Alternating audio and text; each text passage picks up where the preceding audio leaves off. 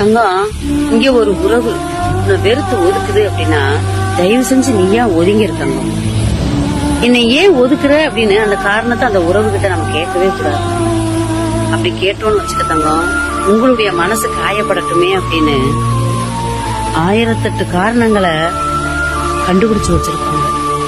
உங்களுடைய மனசு காயப்படட்டுமே அப்படின்னு 1008 காரணத்தை, காரணமே இல்லாத காரணத்தை கூட கண்டுபிடிச்சு வச்சிருக்காங்க. அந்த உறவு ஒதுக்குறதுக்கு முன்னாடி நம்ம ஒதுங்கிறது நம்மளுக்கான மரியாதையும் கூட, மதிப்பும் கூட. இவ்வளவு நாள் பழகுன அந்த பழக்கத்துக்கு மரியாதையுமே அதுதான் நான் நினைக்கிறேன் சாமி. இல்லையா தங்கம்? ஒதுக்குறவங்க கிட்ட போய் ஏன் என்னைய ஒதுக்குறேன்னு கேக்குறோம் பாத்தீங்களா? நம்மள மாதிரி ஒரு முட்டாள் இந்த உலகத்துல யாருமே கிடையாது.